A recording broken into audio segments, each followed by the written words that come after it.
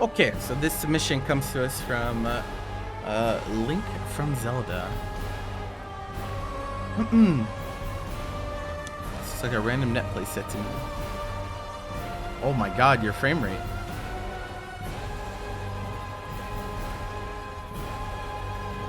Link? The fuck was going on there? Where's the guy?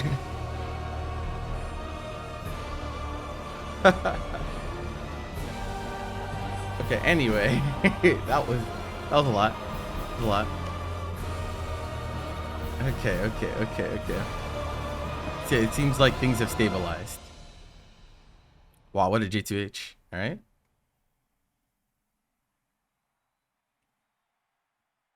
What a 2H. Man's choosing some options. This is gonna fall out. Okay. So, so like very scrambly opening, obviously. So a few things like already are this decision is pretty weak, I think. So like you're like in double jump height. So like Cell's a character that is pretty good at checking jump height. He doesn't have EX yet, but he does have Janemba to kind of like just check people in the air. So like you choose the Ki Blast, right? But what are we accomplishing here? I guess your idea is I want to stop him from running in, so I'm gonna press Ki Blast. But the chances of this being correct are not very high, and they're not going to be very high for a few different reasons. One, if he decides, oh, he's in the air, I'm just going to SD him, you're not going to react in time. Like, you just don't have enough time. And so Ki Blast is very weak. Also, when you start Ki Blasting, he's kind of already in your dead zone, right? Like, the dead zone of Vegeta's Ki Blast is like a diagonal angle. Like, you can see, like, Cell's kind of already underneath. So, like, the chances of this actually making contact with anything are pretty low, right? If you're trying to actually, like, cut him off, because he's already into the spot where it doesn't work. So like he's already underneath you, right? He also has, you know, Janemba that ended up clashing with you, which is like pretty awkward. He ends up missing a 2L, but like you still have landing recovery post JS, and so like it's very easy for SSJ Vegeta players to just like JS relentlessly, and it is a very strong tool that he has, but you still want to make sure that you're placing them in the right situations instead of just like defaulting to I'm not doing anything, so I'm just gonna press JS, right? There are other things that you can choose. We have movement, we have grounded options. Whenever you have bar, you have you know, EXs, you have assist calls, you have a lot of things, right? So you don't have to necessarily just always default to I'm not doing anything, so let me choose X option. You never want that to be the case. Don't ever, never in a fighting game will it be good to be like I'm not doing anything, so let me just choose random option, right? You always want to choose your option based on the situation, right, in the game state. So always be assessing.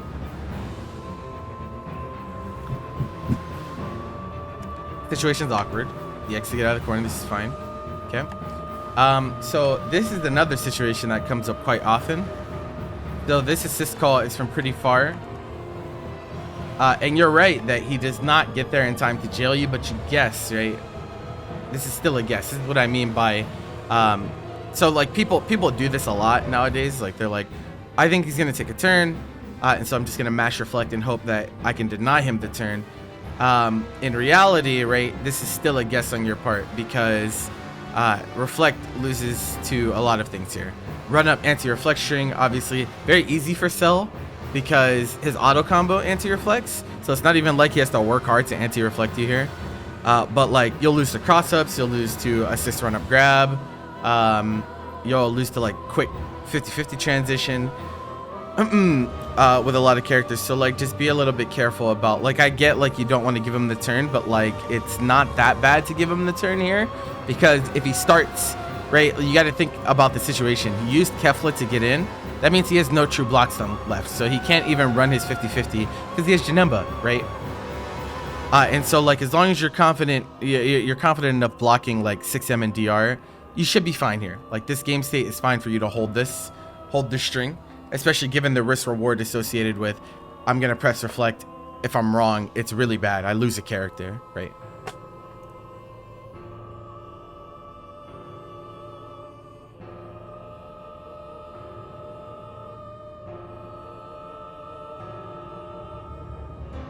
Okay. This is the soft knockdown. Always keep track of your opponent's knockdown resources, right? This is a very, very important skill to have in this game because a lot of people will try to gimmick you with soft knockdown gimmicks if you let them, right? And a lot of the time, there's a very, very easy way to avoid all of them. And like if you're good at avoiding them, then you kind of make your opponent guess on offense, which is like the whole point, right? The whole point. So like here, right? It was a vanish starter. It was a vanish extension, rather. The only way that Cell can knock you down here is by doing air DR or rolling crush. Those are the only two ways. He can't knock you down any other way, right? He can't get an SKD any other way. So you should know that the moment you see this come out, right? Because you have time. You have time to notice that he's doing perfect attack instead, right? You should be holding down here. If you hold down, then you get delay wake up. This JH no longer makes contact, and certain delay wake ups will actually let you get a punish here, because the JH will whiff, and then you could just mash to get your turn back. But at the very least, if you delay wake up, then he still has to like guess a lot on your wake up option, because you have a DP character. You also have sparking. He has no assist for the transition or the scramble afterwards, all that good stuff, right? But you can only do that if you check this to begin with. Some people like to reflect here. Reflect is obviously riskier, but has a higher reward. Of course, you push him away, you get him off of you. But generally, like delay wake up and specifically delay up tech are extremely strong in situations where people try to go for like soft knockdown resets. This pressure is not real. And so it is on you to recognize the situation and recognize the options that you have against stuff like this, right?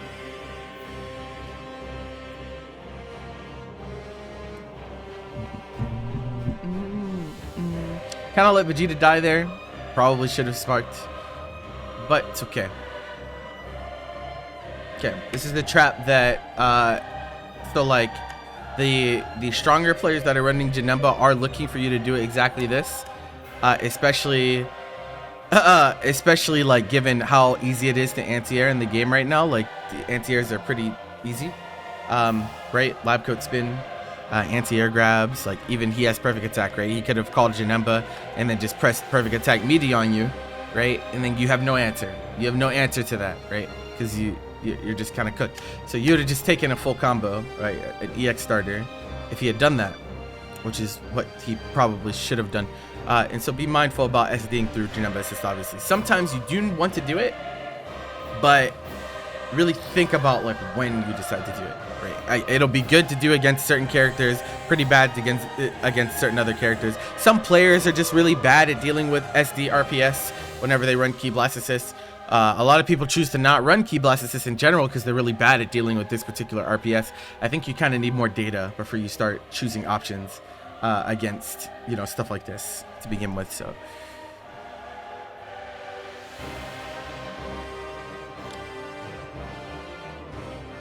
Okay.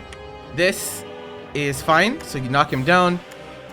Generally you don't want to go for like IEDs. Not exactly, like you can safe jump perfect attack, but you lose your turn, right? Obviously, so that's like the problem. So you decide to stand on his body, right? Which is something that I always tell people, like this is something that's really good to do on Oki in general. It's really simple, right? People overcomplicate Oki a lot of the time.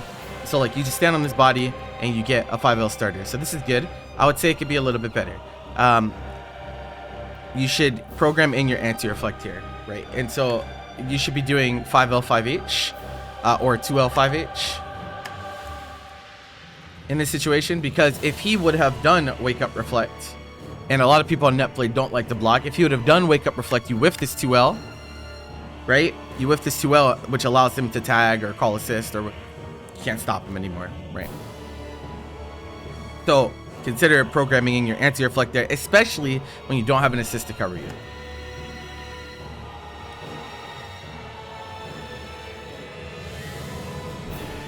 Okay, you need to delay your JS a little bit more on this last rep.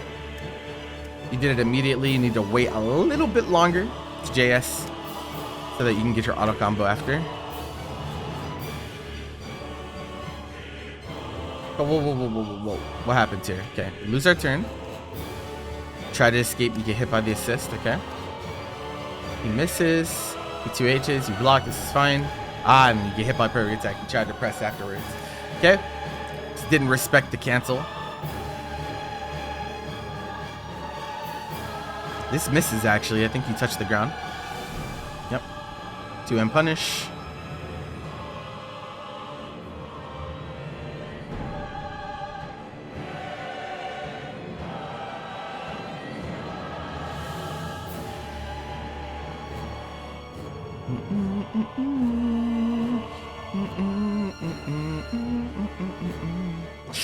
Ugh.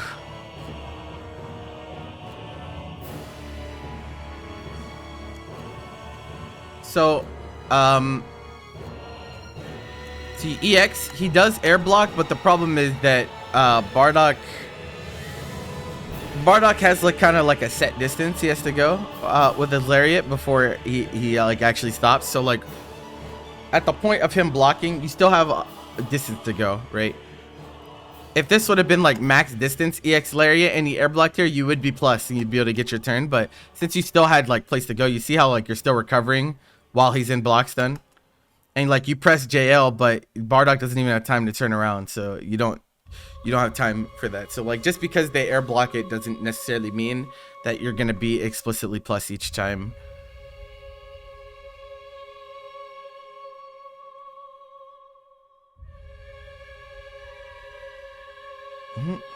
Okay.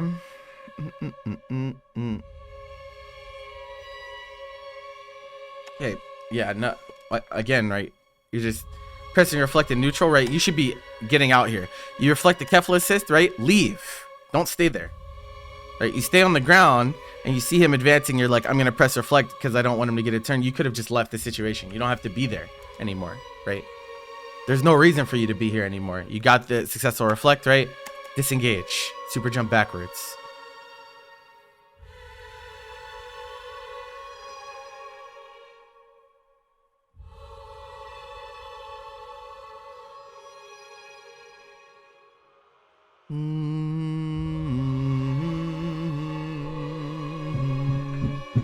Close to seeing maximum damage. That's pretty funny.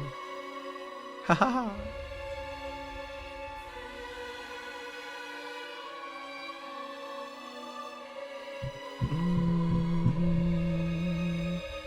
Also, why do you have this shit on? Why do you have the commentator on?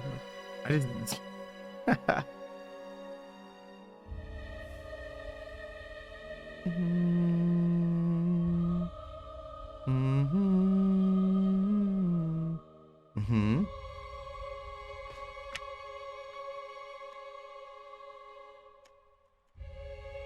Oh, you text forward into it. Okay.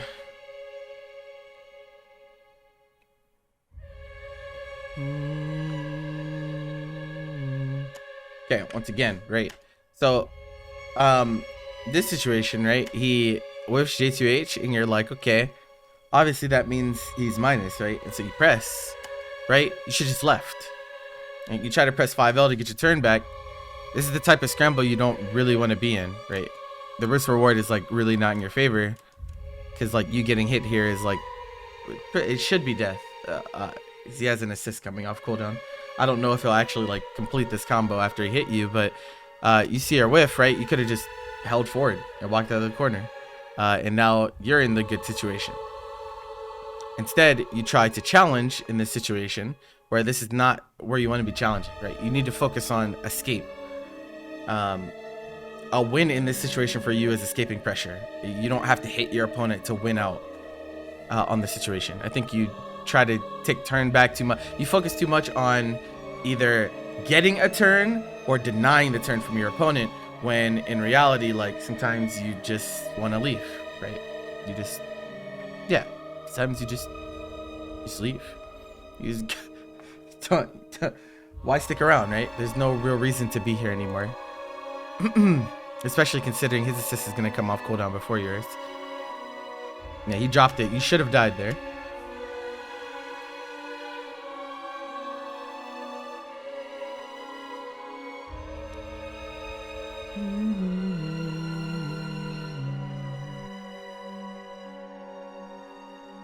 Hi, Rogue.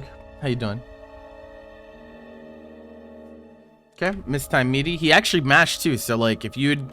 This is actually just an execution test. Like, if you do your meaty right, you actually get the hit because he just straight up mashed on your level 3 Oki, but you didn't do it correctly, and so he doesn't die.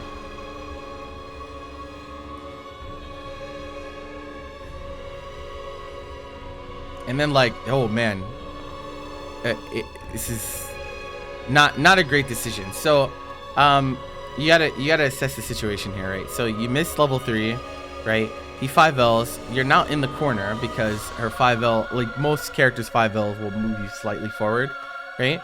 Okay, and now you're like, oh fuck, like I don't want to be here anymore. Not realizing that you pressing EX here means that you put yourself back into the corner because you start in the corner. And now you're back in the corner. This is a very easy punish for a lot of characters. She probably won't get it. Yeah, she doesn't. She doesn't get it. She actually walked back into the corner to put you back in there.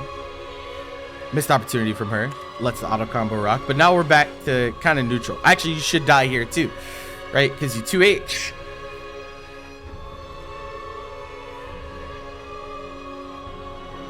Right? What's this 2H?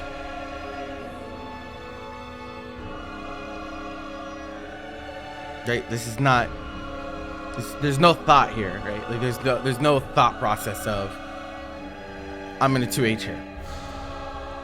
Right, if it was in response to auto combo from Kefla, right, it's not good because the auto combo's already gone. It's already over. So why are we 2Hing, right? No reason. If you blocked it, it would be different because then she could cancel into SD. But it whiffed, right? So you lost your opportunity. So you should not be pressing 2H here, right? But more on that, you shouldn't have put yourself into that situation in the first place. No, he didn't miss input. He panicked. Definitely. This is like a situation. This is like why I tell people like scramble avoidance is something that's like really important because you're a player that is feeling overwhelmed, right? I can feel what you're... I know exactly what you're feeling in this situation. You're like, oh, fuck, I missed. Oh fuck, I'm gonna try to get out. Oh fuck, that didn't work. What's going on? I don't know what she's doing, right? There's a lot of shit going on. I'm gonna press 2H and hope. Just gonna hope it works. That's what this is, right? We have to put ourselves into situations where we avoid the game getting out of our control, right? This is you experiencing a lack of control in the game. You don't know what is happening and you feel like you're powerless to stop it, and so you just press something hoping that it will end the situation, right? So if you avoid putting yourself into situations like this in general, then you don't have that feeling of hopelessness, that feeling of powerlessness. You feel like the game is in your hands and you have options to deal with anything that the game gives you. But that's not what you're feeling here. And that's why you 2H. And that's bad because after the 2H whiffs, right, this is also another dead character. She doesn't do it. She presses 5L, probably revving up another auto combo if I were to guess. And now we scramble again. Okay, soft knockdown situation. We dash forward. She 2H's you, expecting maybe an IED or something. Maybe she just YOLO'd. You both, I think, are panicking here. This is like 10 seconds of pure panic from both of you. Okay, she has safe cancel. Okay, this is fine. So the game state is now stabilized. This is actually funny that this reaches. I didn't think it would, but good on you. Choosing the button that reached here. This is good. I would say I wish you would have blocked it. I wish you would have blocked it so I could see your transition here, right? So because I think that she could have blocked.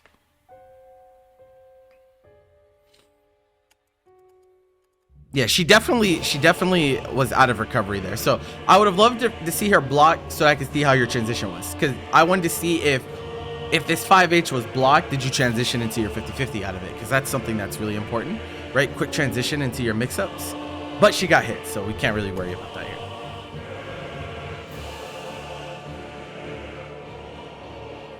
"5H loops in 2023.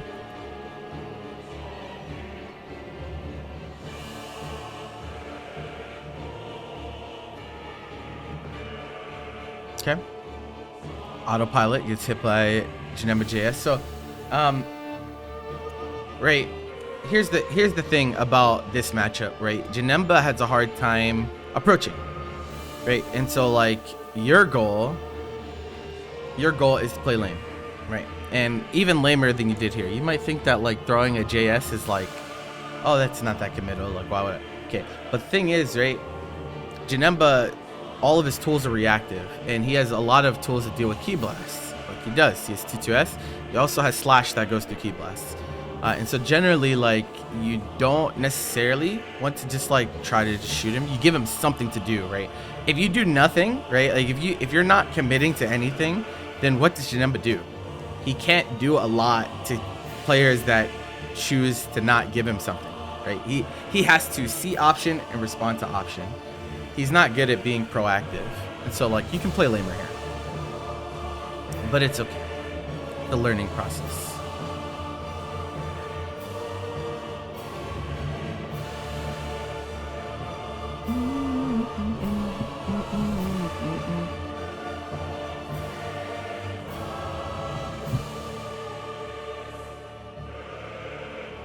So you want to keep note of your opponent's movements here, right? Last character situations are really about noticing how your opponent likes to move and putting them in really horrible situations based on how they move. So round starts, okay? He chooses to go airborne, okay? He burns double jump, right? If I were you, I would have like moved in immediately. Immediately, I would have moved forward to pressure him. Now Janemba has stalls. He has JS and he has J2M, I think the stomp is, to try to like stall. But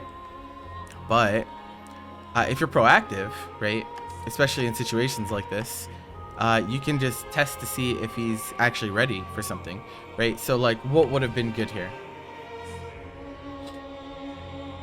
So back up, double jumps burned. I would move to like here, and then probably let an SD rock, right?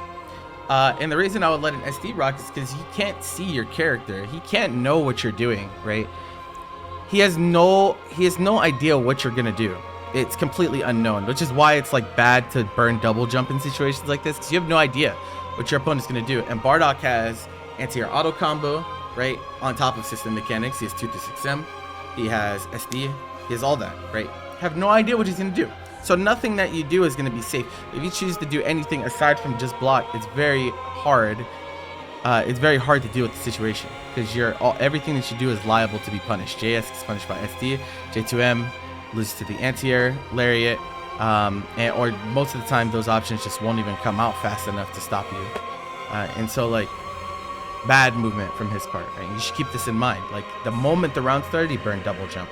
That probably means he's going to burn double jump badly a lot throughout the entire set, I would venture to say.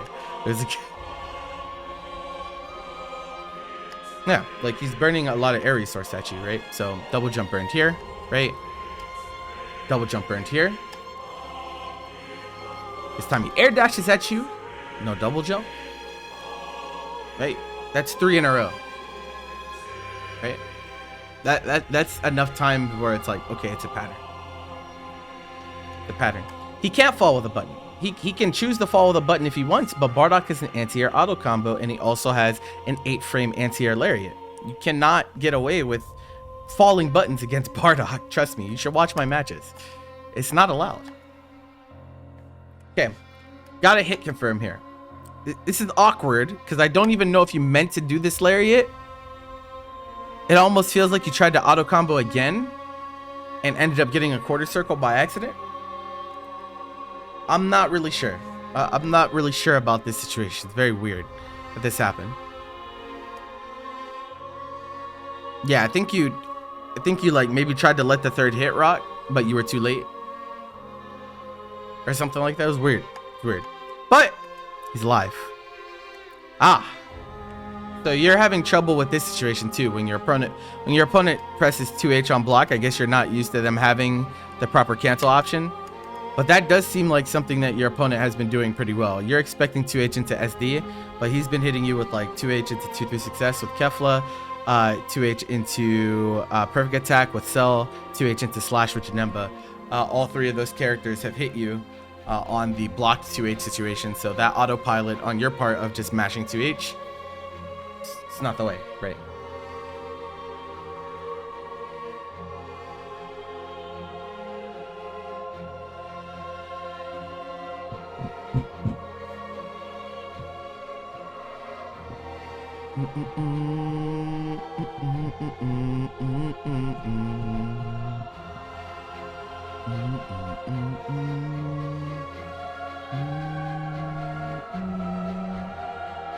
Where'd your frames go? Hello? Why are your frames get so bad in the main? What's happening here?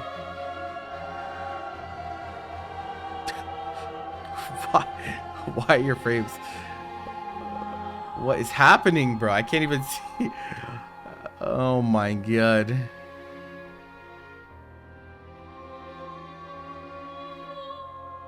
Are they gonna come back?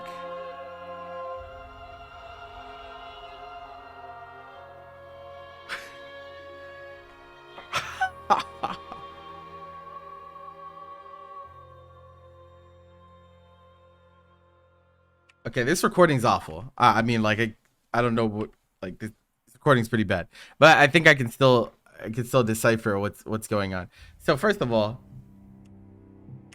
this doesn't have anything to do with rollback, brother. This is his recording being shitty.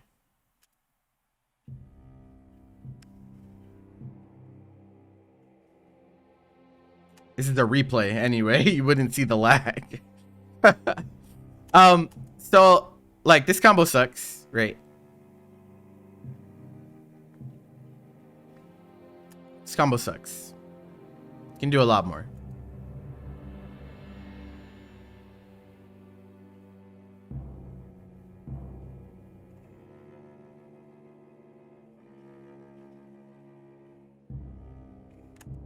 So you always do this, by the way. This is like you like 100% of the time you put your opponent in this situation, you'll always grab.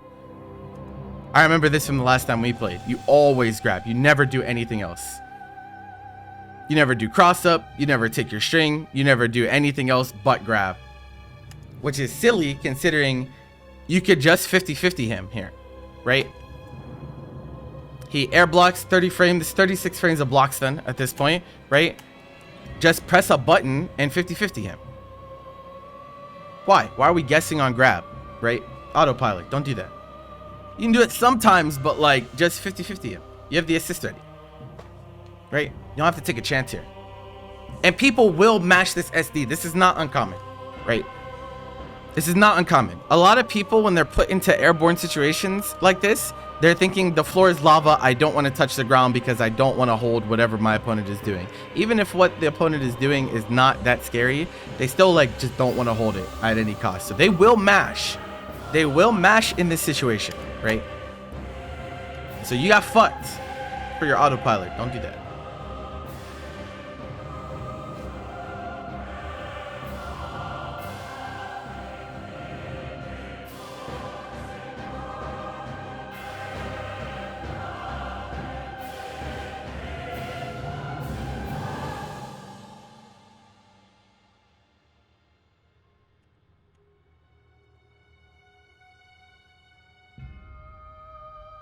Once again, could have just left, right? Could have just left. You're always trying to reflect. Why are you always trying to reflect? Why? Why are you always reflecting? Just leave, right? It doesn't even reach you. It doesn't even reach you. It's cell beam. So like, yeah. Why are you always reflecting, bro? Why?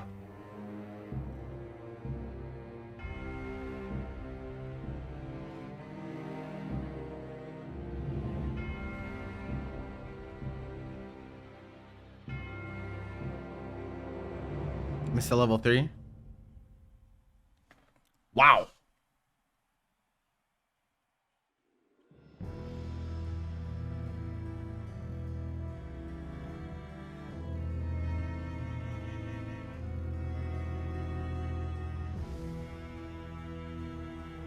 Okay, you kind of got fortunate here. Like, I don't. That was weird. That was a weird series of events. This is odd. This is Roller crushes in. Okay, we SD through Janemba again. Okay. Checks you with perfect attack. Yeah, he vanished for some reason, even though perfect attack is completely safe on block. Like, I don't know why he vanished. Good 2H though. I mean, I don't know why. I don't know why he vanished there. It's so weird.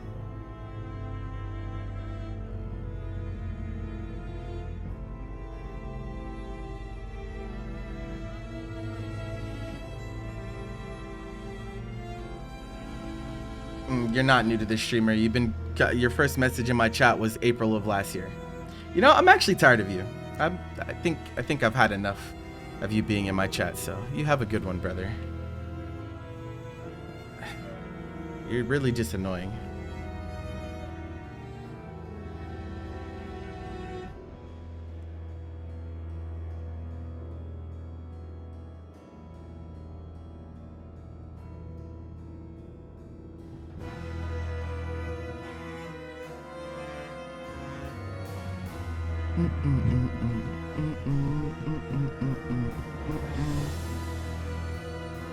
Okay.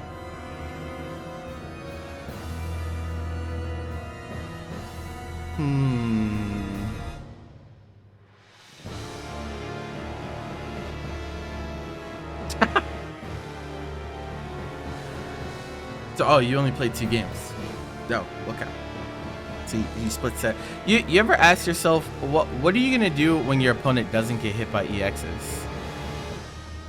You ever think about that? This is a gap in your gameplay that I think is like a very big issue. What happens if they don't get hit by EXs? What happens if they punish your EXs? Then what's your game plan? Like what do you do? What are you supposed to do? It's pretty hard. I think it's gonna be pretty hard for you, because like most of your like meaningful hits are coming from EXs. I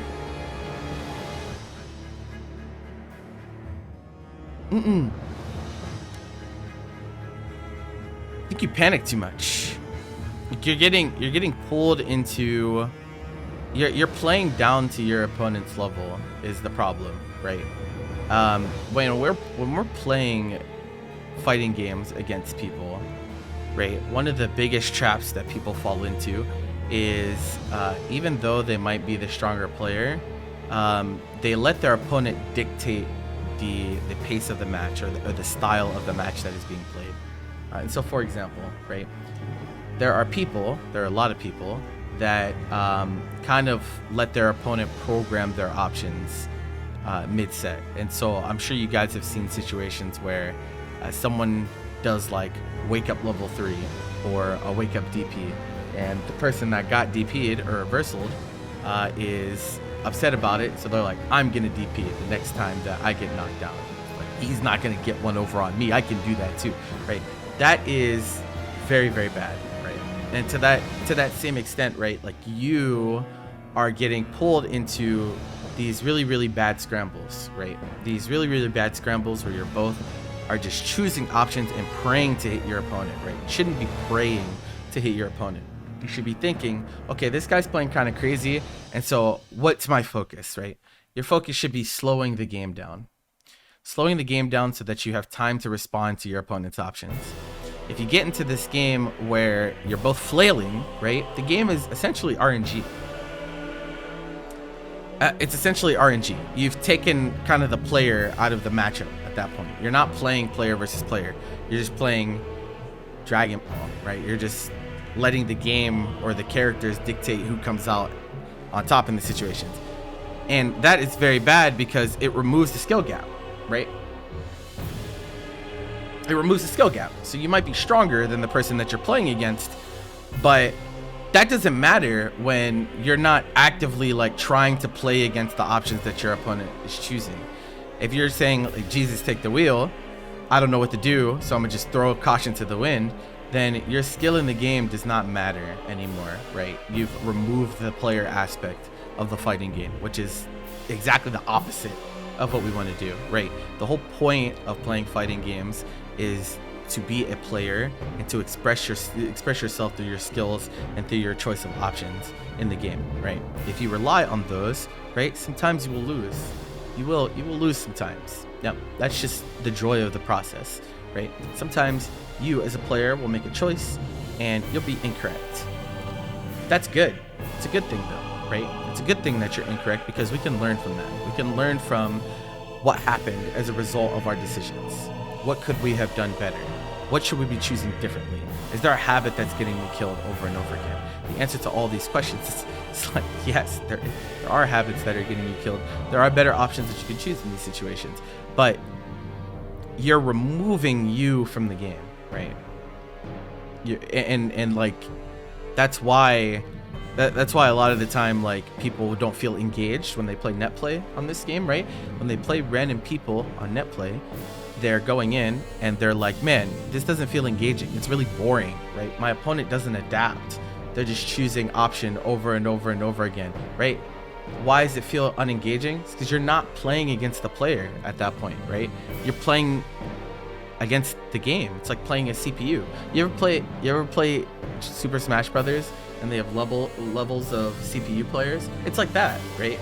It's like that. Like, some CPUs will be more difficult than others, but like at the end of the day, you're still playing against a pre-programmed AI. There's no variation. There's no, if you put them in the same exact situation over and over and over again, they're going to choose the same option over and over and over again, right? That's not engaging because you're not playing against the player. Do not become a CPU, right? Do not become one of those people where no matter what, you're always doing the same thing over and over and over again, right? Despite your team being dated, like, that's what I would call it. It's like pretty dated team, but like, there's still things that are pretty good about it, and there are things that you should update to get with the times. Your combos are very outdated, like very outdated. Yeah, like in that one situation, you did a 5H loop because, you know, it was right after a scramble. You're probably like, I really don't want to drop this and scramble again, so you chose a simple combo. I'm not really mad at that. I'm more mad at, like, there are like, your team with SSJ on point, like, uses special tag really well. I'm not seeing much of that. I'm not seeing many assist extensions for your combos. Like, you could be squeezing out more damage and more advantage in all of these situations. It doesn't have to be like basic ass like season 3 ABC 1 2 3. Like, they give you the avenues to do damage, and so like, you should be doing damage. The more damage that you do, the less interactions there are between you and your opponent. The less interactions between you and your opponent, the less you have to scramble and feel like the game is out of your control. If you just kill them whenever they give you the opportunity to kill them, then like, we remove the amount of times we remove instances where we have to just like control them, right? You have to control our opponent, and that's like your goal. That's like your goal with this team. But like, right now, your biggest problem is by far, like, you're just, your flowchart is like not good, for lack of a better term. Like, your game plan and your flowchart are both like pretty weak. And so like, in these situations where you're like, okay, I don't know what to do, I'm just gonna do what's comfortable, the thing that you're comfortable with is not great. And so that's leading to you getting punished and leading to you putting yourself into like really, really horrible situations that you could have avoided. And so you want to, like, you have to attack this directly, right? This is not something that's easy in fighting games. Like, this, defeating muscle memory, defeating habits is something that is super difficult. It varies from person to person how well they're able to overcome it, but it takes effort, right? It's not something that you're gonna wake up and be like, okay, I'm gonna completely rewrite the way that I play the game, because most of the time the options that you choose are founded on confirmation bias, and sometimes years of doing the same thing, right? Sometimes you've been doing the same thing for very long periods of time, and so getting away from that is very difficult. But that's something that you need to like really dial in on. Like, there are a lot of things that you're doing that are straight autopilot, right? You need to reduce the amount of time in the game that you're autopiloting. You need to engage with the situations that you're being put into in the game. Really think them through, right? Think about, how is my opponent moving? What would be good against that?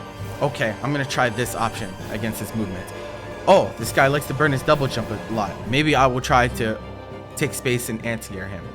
Maybe I'll go up for an air-to-air. Maybe I'll challenge him with an SD. Right? As long as you're actively engaged. And just because you're actively engaged doesn't mean that you won't be wrong, because you will. But I would rather you like actively think about the options that you're choosing and be incorrect so that you can learn from them, as opposed to I'm just choosing X option because I don't know what else to do, or I'm not doing anything else, so I'm going to choose X option, right? Because those are not helping you as a fighting game player, right? They're not. There's no growth that comes from doing things like that. And so you have to break the autopilot first and then slowly substitute them with better options. Better options come with understanding the situations. Understanding the situations comes from wanting to understand the situation. Some people don't want to, right? Some people are completely content with going into games and doing the same thing over and over again, and whatever happens. And some of them rage quit when that thing stops working. And so like that's not the method of someone that's actively trying to improve, which obviously, like, I think anyone that submits analysis with me is like trying to improve in some way.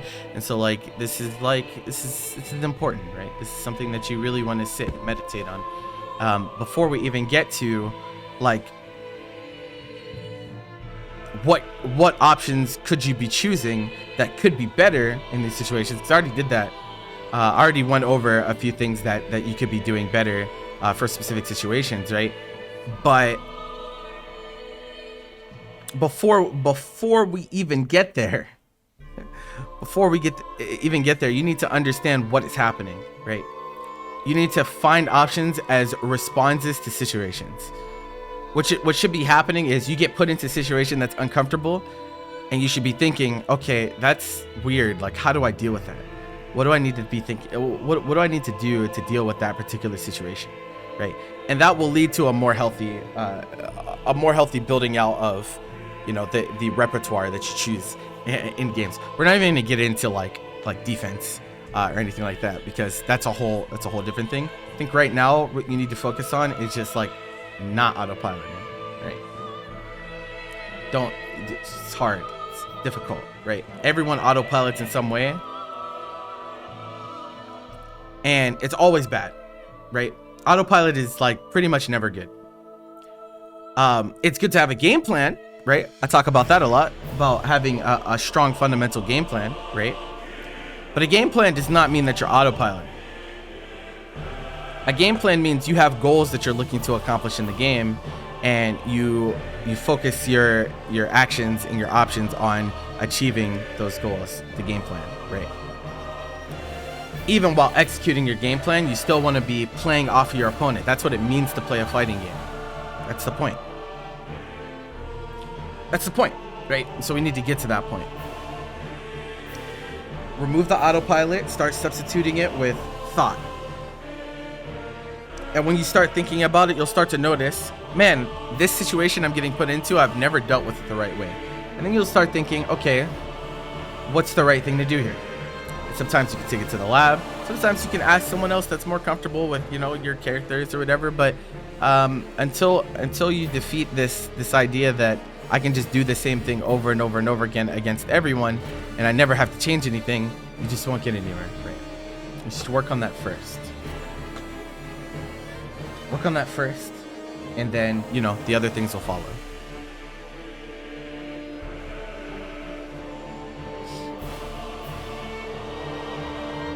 Yeah, our goal, winning is like pretty much everyone likes to win, but like the result of especially net play sets, that shit does not matter. Like, it does not matter at all. It doesn't matter. Like, not even a little bit.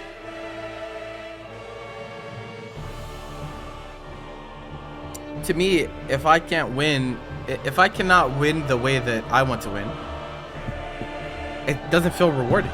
I don't feel rewarded by scrambling with my opponent and essentially winning the RNG on which one of us comes out on top, right? That's not rewarding to me. I don't care if I win if the game is like that. It's not fun. Not everyone's like that, but that's how I am. Yeah, it's not really much more I can say about it, right? you need to what I would say is like, how do you even get to that point, right? Because me telling you to get rid of your autopilot is one thing, but how do we do that, right? Well, first of all, I think you could do well to like play people that are actually going to engage with you. This is not engaging. This is not a very engaging not a very engaging set in general, because your opponent is also not thinking very much whenever they're choosing their options. So it's like very hard. It's like it's very hard to glean things from this. Once you figure a person like this out, they're figured out. They'll never win against you again, right? That's not the type of opponent we want. We want the type of opponent that challenges us, that sees what we're doing, and they choose options specifically against us and what we like to choose in situations. And then we play fighting games. That's what fighting games is, the back and forth. That's what they are. That's what they are. This is we're not in this to play against training dummies. We're in this to play against human beings and win through playing against the human being. Without that, it's like, might as well play a single player game, right? What's the point? What's the point? Yeah, I mean, okay, sure. So you could either take the grab knockdown, or you can just legs and reset, right? Either or.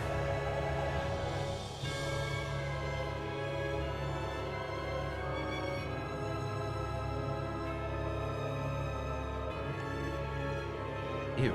Wait, hold on. Okay. Run it back.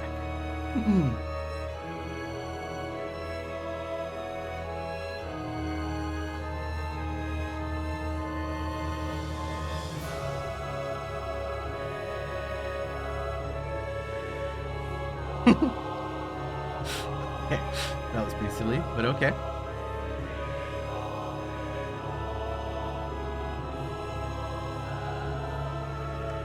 Right. You're dying to reflect a lot. Like a lot.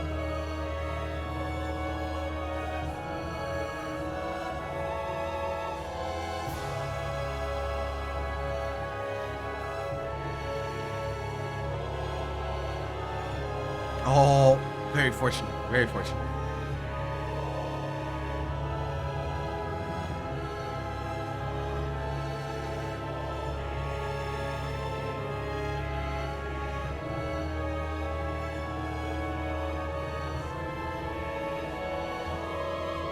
Why? No. Relax, man. You're fine. You're fine. Don't panic here. So, like, you spent Spark, right? And then you guessed, right? That's the problem. The problem is that after you Spark, you guessed. You have resource here to, like, force a situation onto him. So, like, you could even Spark Mash Vegito, right? You could Spark Mash Vegito Empty Vanish. And then if he, like, did something like down tech 2H or something, then you just get a free hit, right? Like, you could use that to test to see like what he's choosing post Spark if he's someone that likes the down tech. Otherwise, you know, sparking Empty Vanish Staircase is also, I think, like you get a 50-50 here if he doesn't down tech. But we have things to check him here. But like sending the tackle, right? So this is failure to accept your consequences, right? So there's a chance that after this happens, after you send the EX and it whiffs, that you absolutely would have been able to block, right? You pressed EX, right? Your character recovers, you would have been able to block, but you chose tag instead because you were like, damn, I really don't want to get punished for doing the EX tackle. Well, the only way that we can stop this from happening is not doing the EX tackle in the first place, right? EX tackle just wasn't a great option. What you need is you need a cleaner spark transition, right? You need to lab out what you like to do post spark. Leading with assist is very good post spark, and you kind of want to adjust based on not only the characters but the type of player that you're playing against. So like, for example, when I have Frieza assist in the back and I press sparking, I just press Frieza and then empty vanish, and then that just lets me see what happens. If you're someone that likes to down tick mash or something like that, right? Frieza hits it that right spacing that you have to hold. You have to hold it. If you block it, it's 50-50. If you get hit, I get a full combo. You can do something similar with Vegeta, right? The only thing that you lose to, you don't really lose to anything, right? There's nothing that'll like hard punish you in that situation. You can get checked by characters like Lab Coat that can spin, obviously, but you don't get hit, right? You'll block the spin and still be fine. And so I think you should consider like working some of that into your repertoire, but don't like, once again, like when you're in sparking, you're already in severe advantage because there's a lot of things that you can punish that normal characters cannot. And so you don't have to like hurry up and like freak out and like try to get the hit immediately. You can just be patient. And still, like, don't forget that your assists are still a thing, even when you're in spark, right? You still can just, yeah, Vegeto's still gonna hold you down. Like, you'll be alright.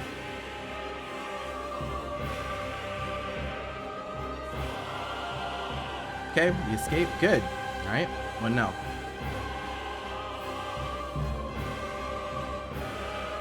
Here's the problem, right? An issue that you're having right now is that you're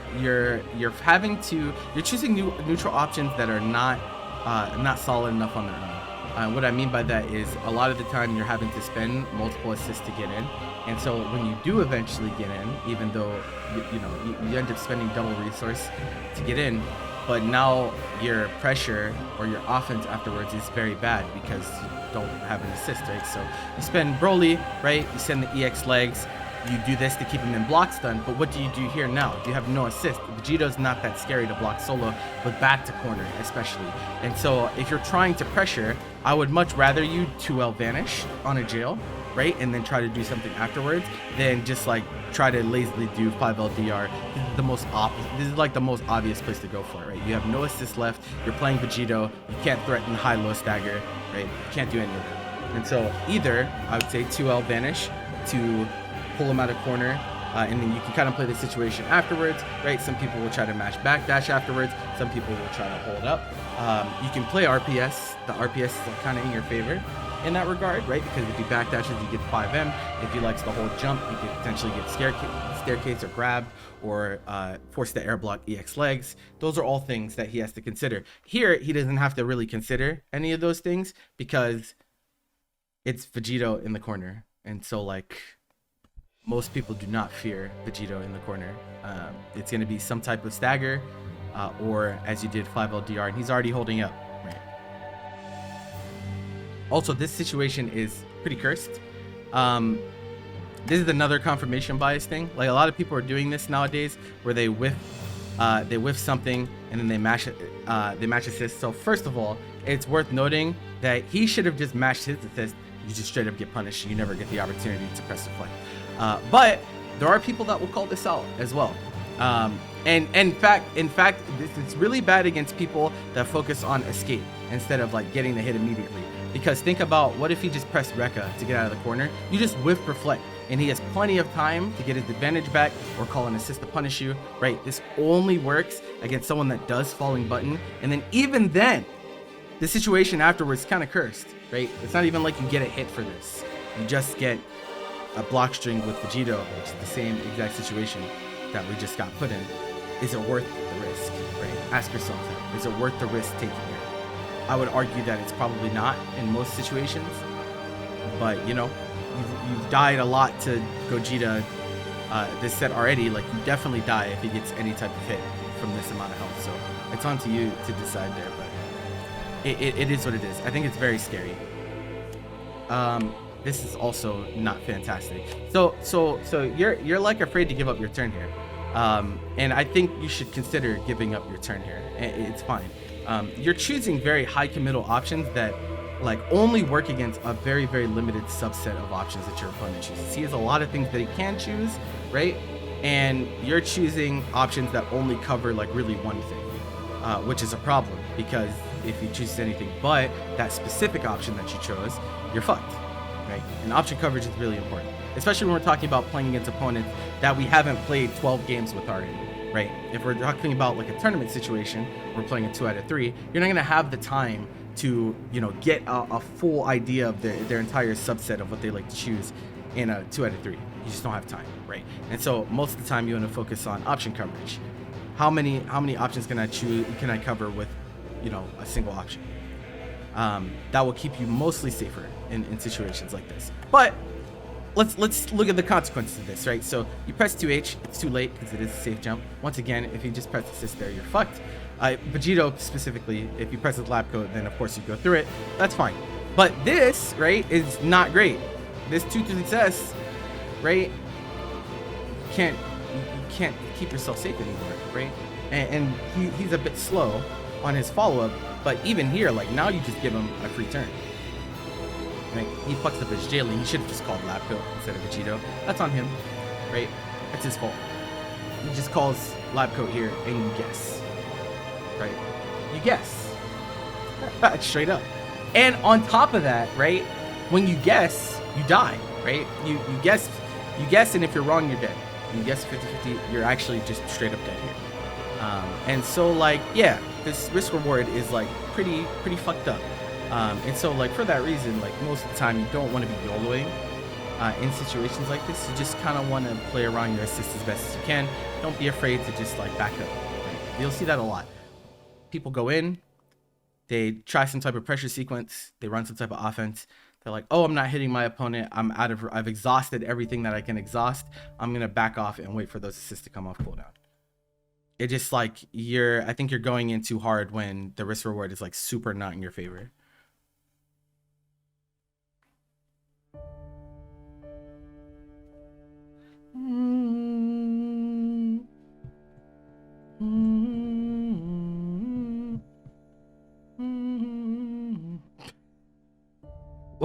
Why can't he do combos? What's happening?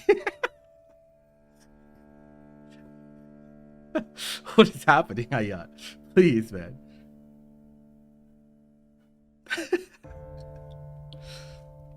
That's what's up.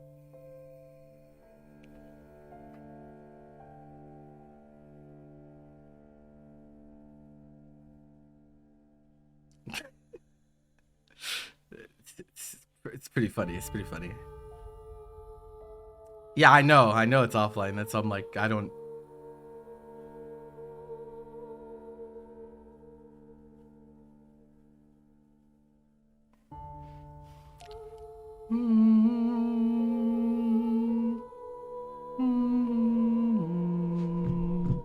All right, Oki check again.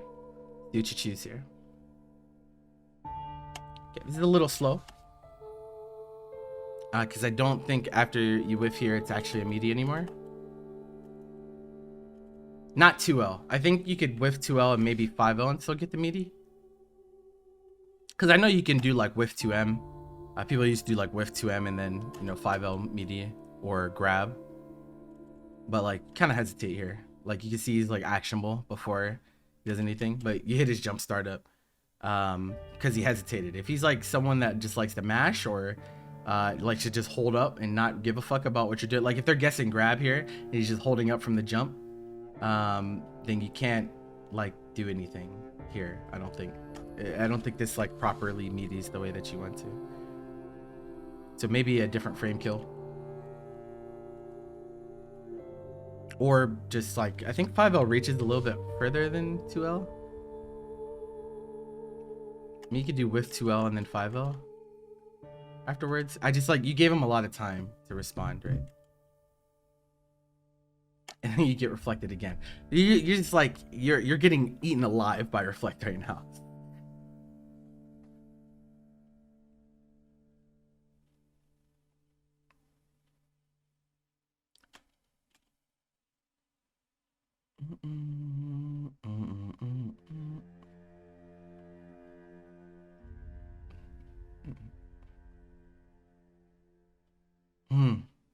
So you just yes on grab there, okay.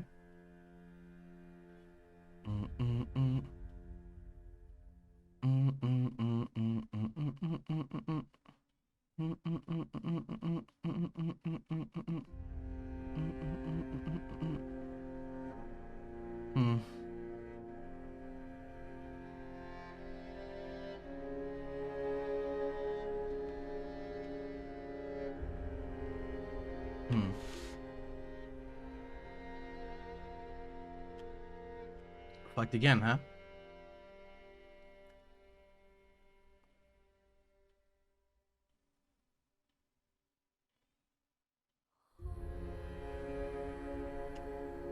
What?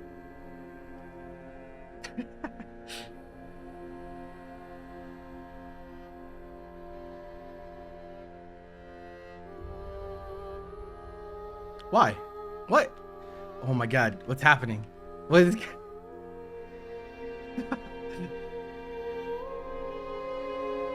Okay.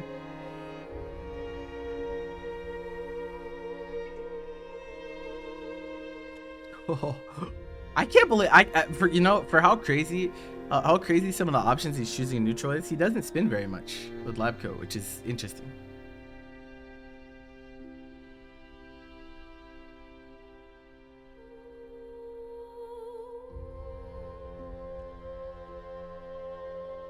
Okay. You gotta be aware enough to fix here. If you think the assist is gonna mess up your combo, then just like take a vanish conversion. You still would have killed. Now he spins. Ah.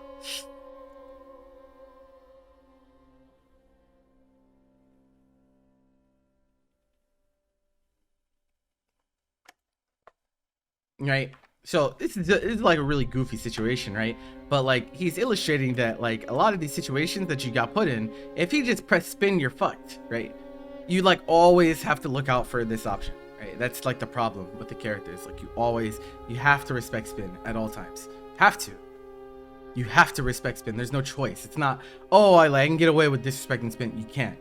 It's too good, right? So like he YOLOs, he sends 2 spins, and you choose an air option and get spun. And it's dead. This is dead character, but he wasn't close enough to the corner to 5M. If you just EX there, he would have been fine. But yeah, like it's the video game, right? That's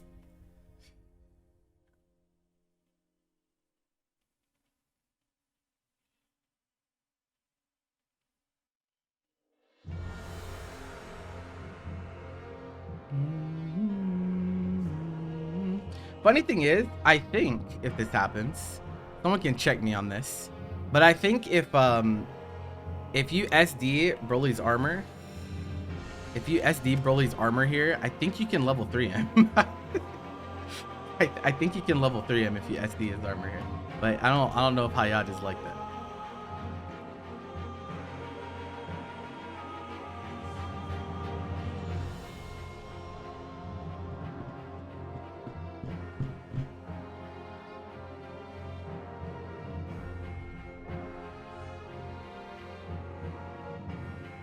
This will probably be the last game I did. I think this is like the 4th game or 5th game I did.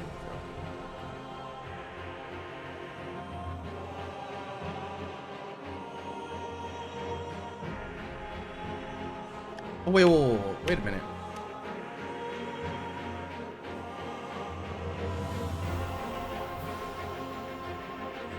He sparked the full health character like that? I disagree. You have to accept that you lost neutral, right? Like, yeah, you're gonna get mixed, but like this is like the one time that's like okay to take a mix-up, right? After this is done, if you get hit, he has no assist and he doesn't have meter to kill you here. So like, it's like fine. It's like it's like fine to take this mix-up. You don't have to spark a full health character in this situation.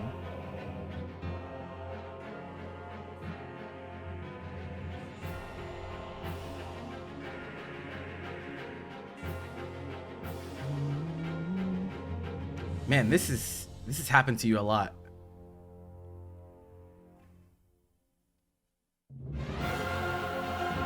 That is also happening a lot. My man cannot do Gogeta combos. Help him. Someone.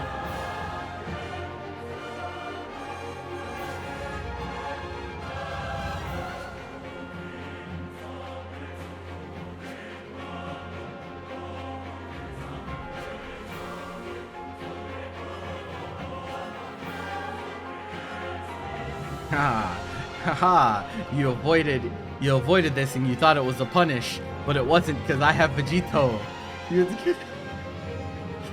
spell of the game.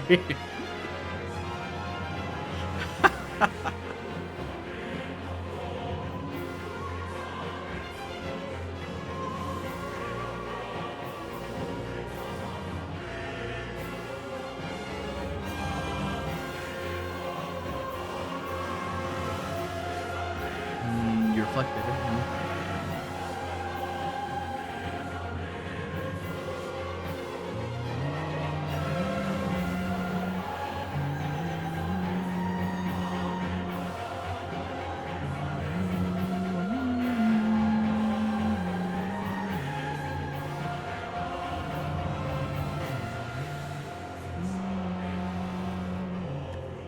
Why do we send it here? I feel like we're playing the shooting battle. First of all, we missed a hit confirm. Okay, sure. Then you just pull up and try to send grab when he's been showing you that he's been 2-2 successing relentlessly in neutral alongside with you. I just don't think that's very high percentage.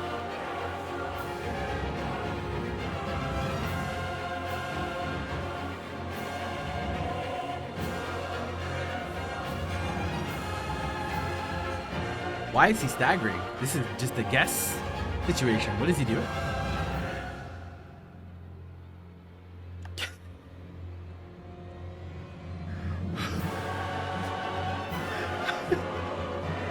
You can't level 3 the air grab on contact, and if he ends up whiffing the grab, he can vanish the level 3. Okay, can you do SD the armor and then vanish?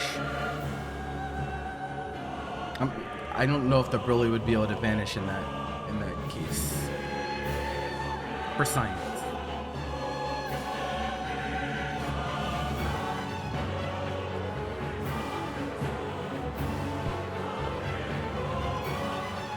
This kind of like weird like 2-8 scramble thing happens a lot this set.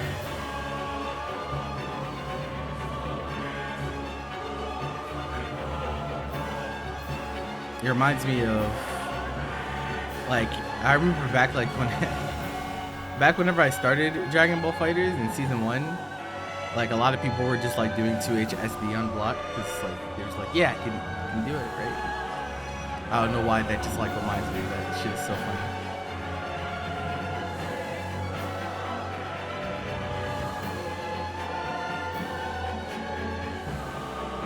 Risk reward. Think about it, right? Reset to neutral. Shoulder tackle happens. If you hit him, what happens? You still have to spend an assist to follow up. And then you have to run Oki without an assist. Him sending this, though, it's a solo combo. He doesn't even need an assist behind him. Like, it's... and he lives and you die, right? Like, and so... You gotta... I think you got to... You've got to slow down, I think. But we'll talk a little bit about that after this game is over. Okay, you almost did it to yourself again, right? The same situation. Late call Vegito, that same thing that you got hit with Broly on earlier, right? And so I'm pretty sure he didn't call it here because he was checking to see if you would respond in the same way. And you did. You responded in the same exact way I got you punished last time. And so like, yeah, it's a little bit alarming. A schmidgen alarming. He hits your landing recovery. Okay, this is fine. This is still fine.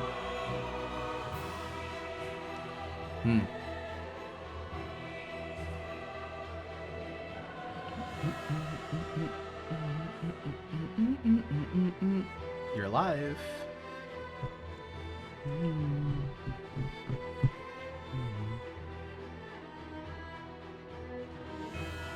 Mixed. Okay, so there's a lot here, right? Your neutral movements are very one-dimensional, and so like a lot of the ways that you're choosing to approach with your characters are the same way every time. That's a big deal, right? That's a big deal because when you're playing any type of fighting game that has, you know, approaches, what you want to do is establish multiple angles of approach to keep your opponent guessing in neutral. If I know how my opponent is going to approach every single time, it's very easy for me to cut them off, or really easy for me to answer. right? In this case, most of the time, like, your options in neutral from your characters come after double jump, which is already bad in and of itself because your double jump is your lifeline, right? Your double jump is your gateway to changing air trajectory, being in places that your opponent doesn't expect. If you burn the double jump, you're pretty much fucked in a lot of cases. You're forced to choose an option, and when you're forced to choose an option, that means you have to commit, and when you have to commit, you know, bad things happen. Especially against characters that have really strong anti-air options. And in case you were wondering, right, all of the best characters in the game have really strong anti-air options. And so they're going to put you in some really fucked up situations. Lab coat spin, Gogeta 2H, red Gogeta auto combo, fucking Vegito grab, right? All of those are very, very good anti-air options. And so, like, you're going to checkmate yourself if you continue to spend double jump in the way that you have been in neutral. What you should be doing is relying a little bit less on special moves. I've noticed that you're more willing to, like, send the tackle, send the grab, send the this, right? You don't have to do that, right? You don't have to do that, especially against team comps like this, right? Most of Gogeta Blue, like when you're playing the point matchup, right? Gogeta versus Blue Goku, right? You have an advantage in neutral here. Sometimes it might not feel that way because Vegito and Lab Coat are very strong assists, but his approaches without those assists are not that good, right? They're just really not that good. And so what you should be doing in neutral is focusing on neutralizing the effectiveness of his assists so that he has to commit on his point character, right? So that he has to choose something like Beam or Lariat or 2H, right? He has to choose one of those committal options in order for him to get in. Right, that's what you should be focused on in the neutral. If you send it, right, if you decide, fuck it, I'm gonna tackle in, right, this is a problem because now you're giving him a situation where he can potentially get a turn without having to work for it, right? You have whiffed something, so now he's just like, all right, bet, he checkmated himself, I'm just gonna press 2H and whatever happens happens. If you get hit, you die. If you block, you get 50-50'd, right? It just doesn't matter, right? You've won neutral for him in that case. You are playing a lame team, right? You're playing a very lame team that is focused on key blast based neutral. That is what the team is supposed to do. You should be sitting, right? You should be sitting from mid to full screen and forcing him to choose really committal shit to get in, right? Because you're supposed to pester him. You're supposed to tell, you didn't really use your grounded key blast at all this set, like at all. That's a really strong tool. Yeah, there's some stuff you have to look out for in the neutral, absolutely, right? But you have to establish that grounded key blast game. You have to establish that space control, that you can't just run in on me. You have stuff that you have to deal with before you can get in on me. You should be forcing him to go through an obstacle course, essentially, every single time he wants to get in, right? It should be, he has to spend 2 assists to get in, and after he spends 2 assists to get in, there's not really that much of a mix up there, right? That will lead to you dying much less than these situations where you're giving him advantage with 2 assists, and now Gogeta's gonna kill you no matter what, right? That is a really, really big thing. And this applies to all your characters, right? All 3 of your characters are best played kind of lame, right? Reactive. Use your key blasts. React to option. Take space. He had the double jump. He advanced under you. After that double jump, or after your first jump is spent, maybe you choose to leave and back off. Reset. Maybe you choose to let your assist do your fighting for you. Perhaps. All of these are options, right? Different answers will be right for different situations, but I think that you're pressing too many special moves in neutral. You're guessing in neutral too much. You're guessing, oh, I think he's going to be here, so I'm just gonna send it. What you actually should be doing is, okay, I see that he's here, now I'm gonna press option to deal with him being here, right? Or where he's going to be. For example, if you ever go and watch Nitro's VODs on Blue Goku, and I think you would do well to watch how he plays neutral with Blue Goku, it's very lame. It's very lame, right? What he likes to do is he establishes key blast game, he super jump floats, and then he reacts to where you're approaching, and then he presses an option. Most of the time it's dive kick. I'll just straight up say, most of the time it's dive kick, right? You don't really do that in neutral. You're willing to press tackle more than dive kick. Dive kick is a much better neutral option. Trust me, especially against airborne opponents. It is very, very hard to react to. That shit comes out extremely fast, and on air block, you're an advantage, right? It's like really good all around. I'm not saying like do nothing but dive kick in neutral, but I think it's something that you should consider when you're playing neutral, especially defensive neutral.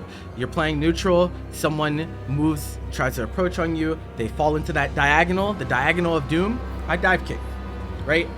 And you might even get some 50-50s out of it if you're able to call assist in the right time, right? Because if you have a jump saved and you get an EX dive kick and they block it, roll the assist, 50-50. Can't do much about that, right? There's not really a whole lot he can do. And more on that, right? Your offensive transitions are very lackluster as a result of the way that you're playing neutral. So a lot of the time, like I said before, is like you're spending all your resource just to get in, right? And when that's the case, characters are not really that good on offense solo. Like no character is really that good on offense solo. Most of it is based on like conditioning and fear, but if you're playing against someone that is very comfortable defending, you're gonna feel like you're not gonna be able to hit your opponent because you don't have an assist.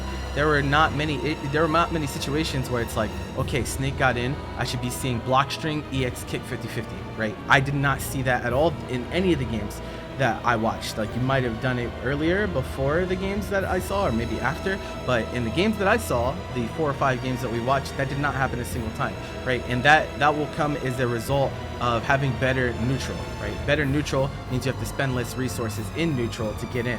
When you spend less resource in neutral to get in, then you have the assist for the mix-up, where you usually don't right now. Most of the time it was spend everything to get in, and now I'm going to try to command grab my opponent and try to grab my opponent, and there's a lot of ways you can be wrong, right? You saw a lot of jump situations, there's tag things, there's guard cancels, there's a lot of things that you really can't cover as a solo character.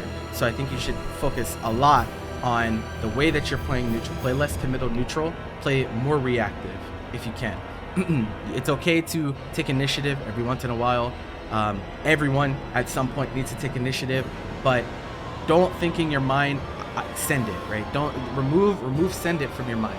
Anytime you're pressing a special move in neutral, it should be really well thought out, right? It should be an answer to something. If you're pressing tackle on Bluku, it should be in response to like, okay, he called Vegito and is trying to run up on me, I'm gonna tackle to cut off his approach, right? That's a reasonable decision tree.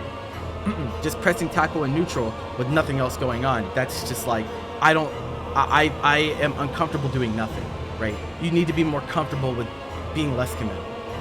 Don't feel like I'm gonna press something because I haven't pressed something in X amount of time. He's gonna run forward on you. He's playing Blue Gogeta. They're gonna run forward on you. They will. They will. That's what the character's designed to do. He's designed to rush you down and mix you, right? He's gonna approach you. He has to. He can't win unless he approaches you. So he doesn't have Key Blast game, right? So he has to get in to win. You don't have to get in to win, right? We get chip damage whenever they eat Key Blast, all that stuff. We don't have to get in to win.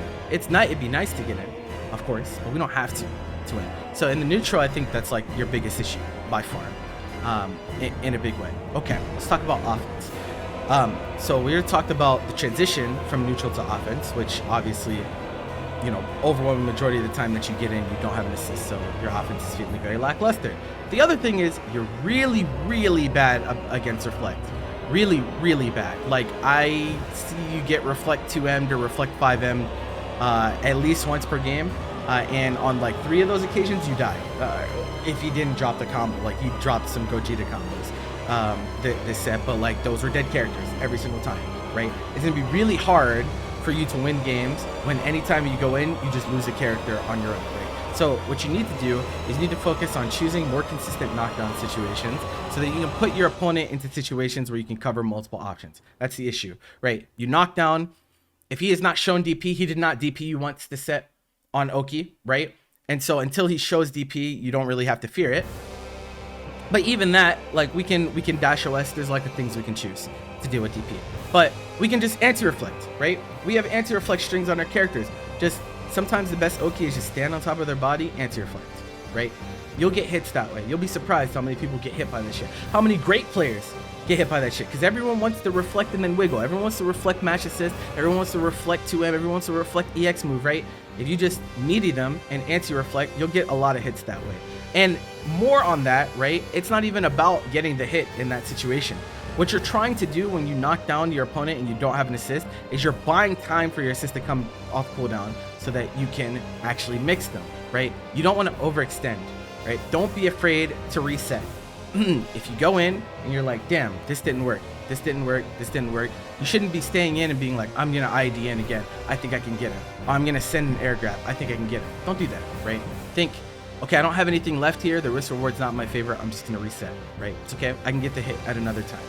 You don't have to get the hit right then and there, right? It's okay to go for command grabs and stuff like that sometimes, but you got to keep in mind when you don't have an assist, like your likelihood of coming out on top is like pretty tough, especially against characters that have strong reversals. Especially when we're talking about characters that have resource left, like being able to match assist on defense, like DP assist would like clear you out. Sparking transitions, another thing, right? You're going to be much worse against people that choose to press sparking early. It's like very hard. It's very hard to like keep yourself safe when you're like overextending like that. And so I think you need to definitely lab out like good anti-reflect strings with every single one of your characters, right? And you need to get very comfortable with using them, because reflect is a very layer one thing, right? Every knockdown in the game has to worry about reflect, right? Every single knockdown, because it's something they can choose at any time. It's frame one, right? What do we need to do against reflect? If we can't beat reflect, we can't win the game. We can't, because it's something that your opponent will undoubtedly choose at some point, right? And if every time that you're knocking them down, it's I get reflected and get 2M'd and lose my character, then how do you win, right? You can't win sets that way. So that needs a lot of work, right? And once again, right, the neutral thing that I talked about earlier about like having more resource whenever you're on offense will help a lot with that, because you'll start to notice when you knock down your opponent and you have an assist available, you can lead with that assist, right? You can let your assist handle the reflect situation for you. Should you take into consideration double reflect? That's layer 2. That's layer 2. Yep. Your opponent is not going to double reflect until you show them good anti-reflect, right? There's no reason for me to double reflect if reflect 2M is hitting every time. It's not until you're anti-reflecting me and I'm dying for pressing reflect 2M that I'd consider double reflect, right? You have to establish that threat first, and then we can start talking about the RPS associated with, do I think he's going to double reflect? Do I, right? But until you show him, I have the answer, right? I have the answer to reflect scenario. They're not going to choose double reflect. There's no reason for them to. So that's important. That's like really, really important. And so like, it's not just reflect as well, right? We need to focus on just knockdown situation in general, covering delay wake up, right? Covering the different tech options as well. Up tech being an option that is super, super common nowadays, because characters that are top tier nowadays either have a lariat to get themselves out of the corner, or they have an air okay move that also anti-airs, i.e. Vegito, Labco, right? Those characters have moves that they can use in the air that are also air invulnerable. And so if you try to chase them with an air button off of up tech, they just either kill you or they get out anyway because they invul through you. And so like all the tech options are super, super important. And you want to mix up what you do on Oki as well. Sometimes, you can lead with the anti-reflect string that we talked about. Sometimes it's, stand on their body, react to tech. If they up tech, jail them to the ground. Now our string is going longer. Because like when you start your string, right? When you start your string, you don't have an assist. If they up tech and you get the JL to force them into block, then your assists start cooling down. So you get to jail them all the way to the ground, and you get a full grounded string, which gives you more time for your assist to come off cooldown, gives you more time to potentially get that mix up that you're looking for.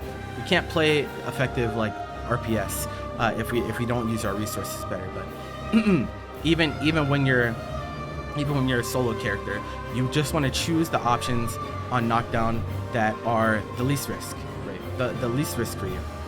Because no matter what Oki you run, what you want to avoid above all is you getting hit on your Oki, right?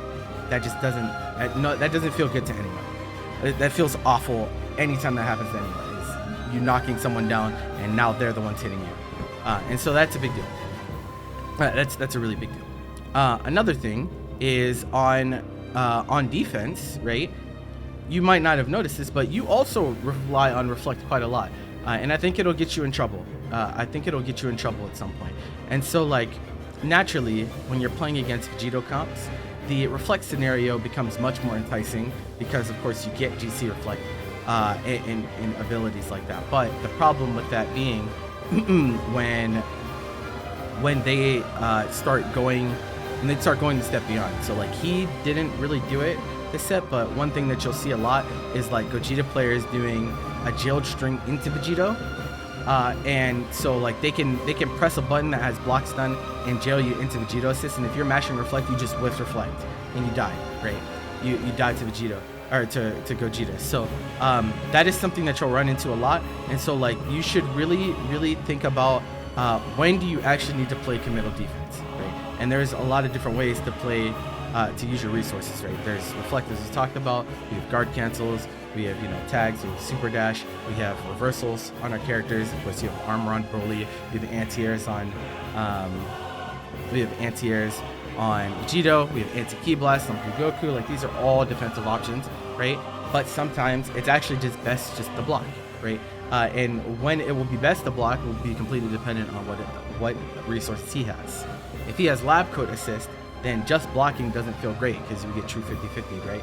But when he has Vegito, it's a little bit different, right? It's a little bit different because it's not true blocks then, right? And so we get a little bit more wiggle room.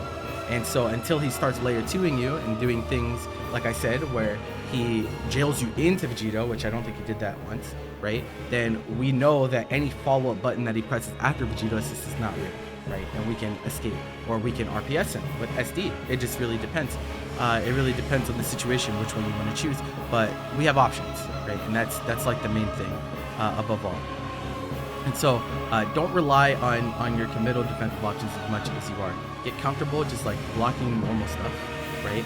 Like taking VR, blocking ID buttons, or even like taking it a step further and knowing how to walk out on things, or even 2Hing lazy IDs, right? Because that's another thing that a lot of people do is they're like, man, I have no assist left. I'm just gonna ID on my opponent, and whatever happens, happens, right? That shit's not safe at all. that shit is not safe.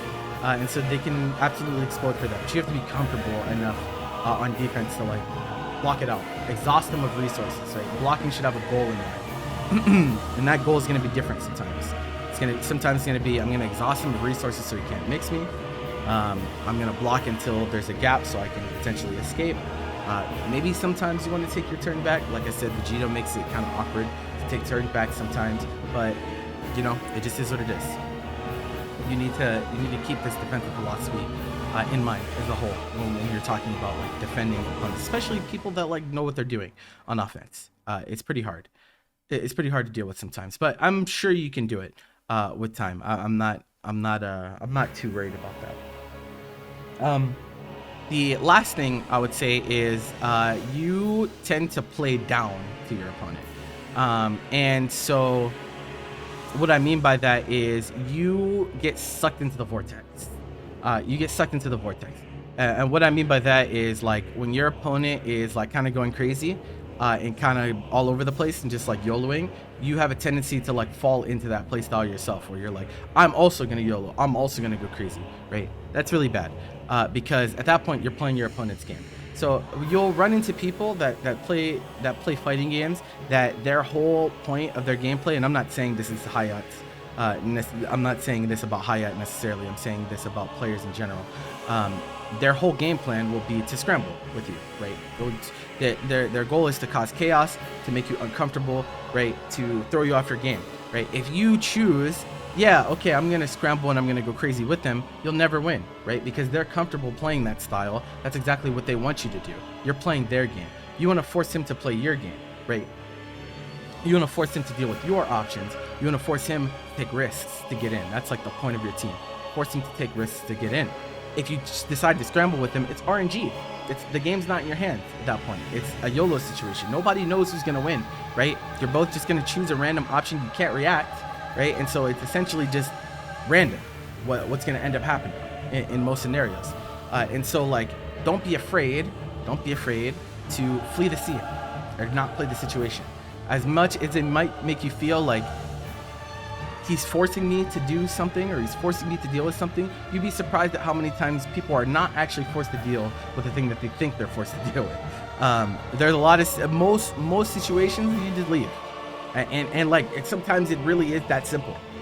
Choosing to not interact with a scramble situation, yeah, sure, you lose the random chance to get the hit if you happen to win out on the situation, but you also completely negate the chance of him getting that random hit on you, right?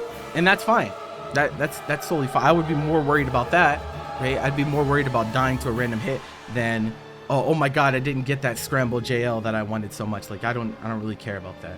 I think you're gonna play more consistently and have a much more straightforward game plan if you just focus on playing to your team strengths, playing a slowed down game. Your team's pretty slow in general, right? It's not a very fast-paced team, I wouldn't say.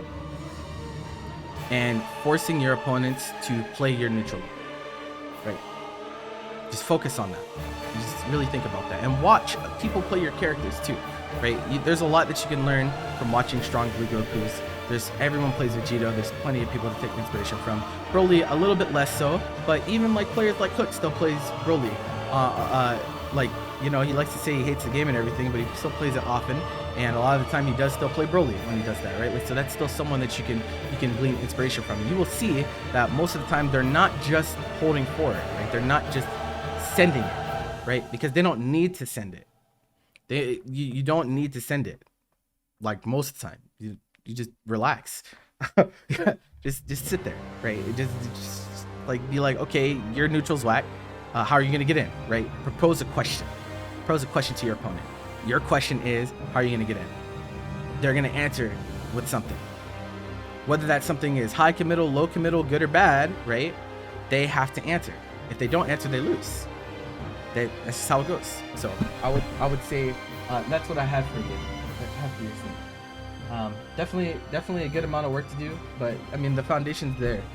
I just think it's like you have some like game plan things to clean up first, and then like, you know, don't worry too much about the layer 2 at the moment, because like your layer 1 is not strong enough yet.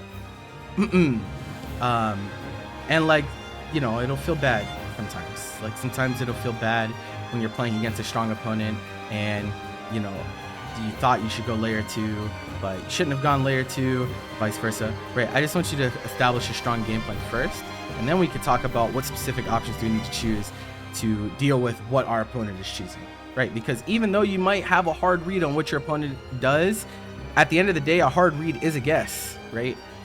And so like in that situation with your Z Broly, when it was 1v1, right, against the lab coat, and you had a hard read on him jumping, and you charged an air grab, and you lost the game for it, right? And that like, it's okay to have hard reads sometimes, but you always got to think about what are the consequences if I'm wrong? What is the risk reward associated with? Am I beating multiple options with this, or is it just one particular one that I beat? Because that matters. That matters a lot. So that's what I got for you, brother.